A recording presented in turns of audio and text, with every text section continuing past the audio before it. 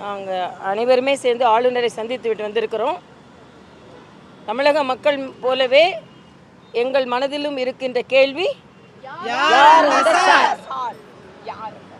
யார் அந்த சார்? மிகவும் மனதிற்கு வேதனையாக நாங்கள் பெண்கள் அனைவரும் இப்போ பதிவு செய்கிறோம்.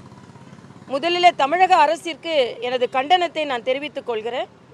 இங்கே சகோதரிகள் எல்லோரும் வந்திருக்காங்க. எங்களது மகளிரணி தலைவி உமாரதி வந்திருக்கிறாங்க. அவங்க நேற்று கைதாகி இருக்கிறாங்க. சகோதரி குஷ்பு அவர்கள் நேற்று கைதாகி இருக்கிறார்கள். டாக்டர் சரஸ்வதி எம்எல்ஏ அவர்கள் கைதாகி இருக்கிறார்கள். இது ஏன் கைது? பெண்களுக்கான பிரச்சனைகளை பெண் தலைவர்கள் தமிழக வீதிகளில் வந்து குரல் எழுப்ப முடியாத ஒரு அறிவிக்கப்படாத அவசர நிலை தமிழகத்தில் நிலவுகிறது. இதற்கு நாங்கள் எங்களது வன்மையான கண்டனத்தை முதலில் தெரிவித்துக் கொள்கிறோம். இப்பொழுது இந்த வழக்கை பொறுத்த மட்டில் இன்று சிறப்பு புலனாய்வு குழுவில் கூட பாதிக்கப்பட்ட அந்த மாணவி இன்னொரு சார் இதில் சம்பந்தப்பட்டிருக்கிறார் என்பதை வலிமையாக பதிவு செய்திருக்கிறார் என்று நாங்கள் கேள்விப்படுகிறோம். அப்படி என்றால் அந்த சாரை ஏன் மறைக்கிறீர்கள்? அந்த சார் எங்கே இருக்கிறார்? ஏன் போலீஸ் கமிஷனர் முதல் நாள் சொல்லும் பொழுது சார்லாம் இல்லை, இவர் தான் குற்றவாளி என்று ஏன் சொன்னார்? யாரை காப்பாற்றுவதற்காக நீங்கள் இதை மைக்குக்கே பொறுக்கலப்பா. தமிழ்நாட்டில் உள்ள பிரச்சனை மைக்குக்கே பொறுவில்லை. சன் டிவி மைக்கே கீழே விழுந்ததுன்னா நாங்கள் என்ன பண்ணுறோம்? அதான் எந்த ஒருவேளை நாங்கள் சொல்கிறேன். அதான் ஆக எந்த ஊரை சார்ந்தவர் இந்த சார்? எந்த ஊரை சார்ந்தவர் இந்த சார்? எந்த இயக்கத்தை சார்ந்தவர் இந்த சார்? எந்த பகுதியை சார்ந்தவர் இந்த சார்? இது இன்று எங்களுக்கு தெரிய வேண்டும். மரியாதைக்குரிய ஆளுநர் அவர்கள் கனிவோடு நாங்கள் எல்லோரும் எங்களது கருத்துக்களை சொல்வதற்கு பொறுமையாக கேட்டறிந்தார்கள். ஆக அந்த பெண்ணிற்கு நியாயம் கிடைக்க வேண்டும். இது மட்டுமல்ல, இந்த ஒரு வழக்கு மட்டுமல்ல, நாங்கள் எங்களது கோரிக்கையில் கொடுத்திருப்பது தொடர்ந்து ஆளும் திராவிட முன்னேற்ற கழகத்தினரால் பெண்கள் பாதிக்கப்பட்டு வருகிறார்கள் என்பதை நாங்கள் இங்கே அதிகாரப்பூர்வமாக சொல்லி இருக்கிறோம். இதில் நீங்கள் பார்த்தீங்கன்னா 30/8/2024 4வது படிக்கும் ஒரு குழந்தை பாலியல் பலாத்காரம் செய்யப்பட்டிருக்கிறார். அதே மாதிரி 14/8/24 4 மனிதர்கள் சேர்ந்து கூட்டு பாலியல் பலாத்காரம் செய்திருக்கிறார்கள். இவர்கள் திராவிட முன்னேற்ற கழகத்தை சேர்ந்தவர்கள் என்று பதிவு செய்யப்பட்டிருக்கிறது.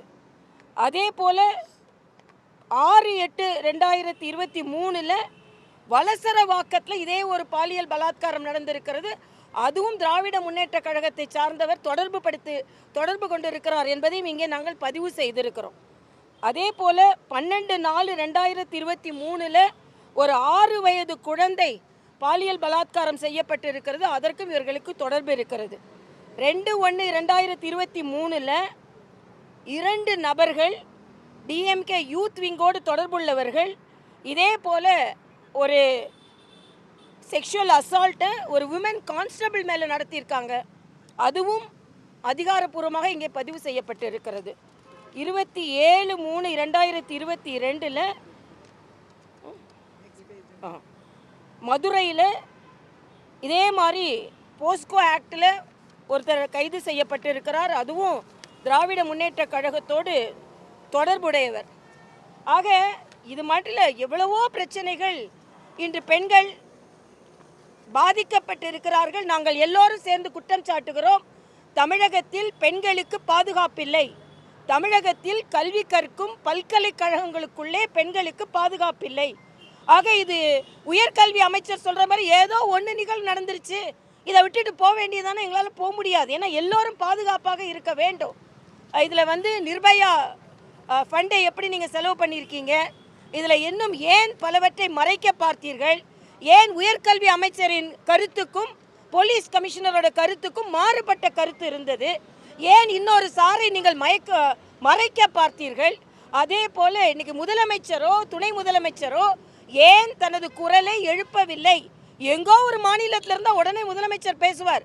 தனது மாநிலத்தில் இப்படிப்பட்ட ஒரு பிரச்சனை நடந்து கொண்டிருக்கிறது, ஏன் நீங்கள் வாயை திறக்கவில்லை? அதில் வேற சகோதரி கனிமொழி சொல்றாங்க, விசாரணை முடிஞ்சிட்டுனா யார் அந்த சார்னு தெரிஞ்சிருதான். ஆக விசாரணை சரியா நடக்காதுன்றதுனால தான் நாங்கள் பயப்படுகிறோம். ஏனென்றால் குற்றவாளிகளுக்கு நீங்கள் உறுதுணையாக இருக்கிறீர்கள். திராவிட முன்னேற்ற கழக திராவிட மாடல் அரசு குற்றவாளிகளுக்கு உறுதுணையாக இருக்கிறது.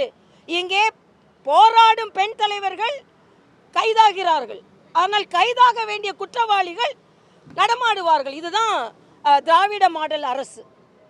இது மிகவும் கண்டிக்கத்தக்கது. இதை போல நிகழ்வுகள் இனிமேல் நடக்கக்கூடாது.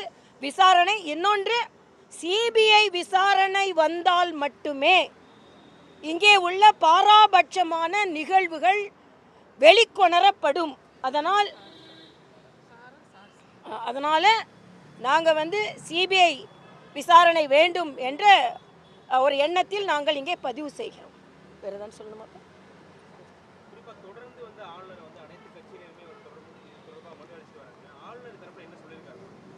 இல்லை, ஆளுநர் அவருக்கு அவர் மிகவும் வலிமையாக சில கருத்துக்களை பதிவு செய்தார். அது மட்டும் இல்லை, அங்கே கேமராக்கள் ஏன் சரியாக வேலை செய்யவில்லை, ஏன் அவுடேட்டட் கேமராக்கள் பதிவு செய்யப்பட்டது, ஏன் உள்ளே ஒரு பல்கலைக்கழகத்திற்குள்ளே காவலாளிகள் எப்படிப்பட்டவர்களை அனுமதித்தார்கள், அந்த பெண் ஏன் அவளுக்கு ஒரு சிறப்பு அனுமதி பரீட்சை எழுதுவதற்கு கொடுக்கப்படவில்லை, இதெல்லாம் வேந்தர் என்ற முறையில் ஆளுநர் அவர்கள் கேட்டுக்கொண்டிருக்கிறார்கள். அதற்கு பதில் கிடைக்கும். ஆனால் குற்றவாளி தண்டிக்கப்பட வேண்டும் என்று வரும்பொழுது விசாரணை தீவிரமாக நடைபெற வேண்டும். அரசியல் சார்பு உள்ளதனால் அந்த விசாரணை நேர்மையாக நடைபெறுமா என்ற ஒரு சந்தேகமும் எங்களுக்கு இருக்கிறது. சிபிஐ விசாரணை தேவை என்பது எங்களது கருத்து.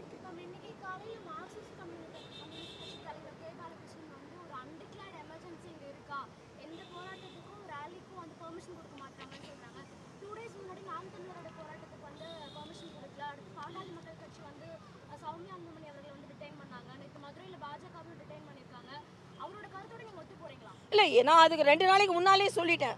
ஏன் கருத்தோடு அவர் ஒத்து போகிறாருன்னு நான் சொல்லுவேன். ஆக அன்டிக்ளேர்டு எமர்ஜென்சி இருக்குது. ஆனால் இன்னொன்று கேட்குறேன், இதே மதுரையில் சகோதரி குஷ்பு போன்றவர்கள், உமாரதி போன்றவர்கள் எல்லாம் அடைக்கப்பட்டிருந்தார்கள். ஆனால் வைகோக்கு எப்படி பர்மிஷன் கொடுத்தீங்க? ஆக சட்டம் ஒழுங்கு பாதிக்கப்படும்னா அண்ணன் வைகோவோட பாதிக்கப்படாதா? டங்ஸ்டன் அதுக்கு தீர்வு எப்போவோ மத்திய அரசு சொல்லியாச்சு. ஆனால் அதற்கு நீங்கள் அனுமதி கொடுத்தீர்கள். அதே மாதிரி 4-5 நாட்களுக்கு முன்னால் அண்ணன் திருமாவளவன் மரியாதைக்குரிய உள்துறை அமைச்சர் அதற்கான விவரத்தை சொன்ன பின்பும் நீங்கள் இங்கே ஆர்ப்பாட்டம் நடத்துகிறீர்கள். அப்போ உங்கள் தோழமை கட்சிகளுக்கு ஆர்ப்பாட்டத்திற்கு அனுமதி, பாஜகவிற்கு அனுமதி இல்லை. குறிப்பாக பெண் தலைவர்களுக்கு அனுமதி கிடையாது. பெண் தலைவர்கள் 6 மணி வரைக்கும் போலீஸ் கஸ்டடியில் வைக்கிறீங்க. இது எந்த விதத்தில் ஹவுஸ் அரெஸ்ட் பண்ணியிருக்கீங்க? இது மிக மிக மோசமான நிலை. பாரதிய ஜனதா கட்சியின் பெண் தலைவர்கள் ஏதோ தீவிரவாதத்துக்கு போகிற மாதிரி ஹவுஸ் அரெஸ்ட் பண்ணியிருக்காங்க. இதற்கு திராவிட முன்னேற்ற கழகம் பதில் சொல்லியே ஆக வேண்டும்.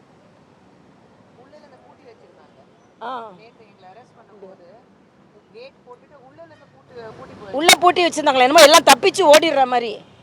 ஆக அதுதான், உங்களை பூட்டுவாங்க, குற்றவாளிகளெல்லாம் ஃப்ரீயாக அவங்க சாவி அவங்க கையில் கொடுத்துருவாங்க.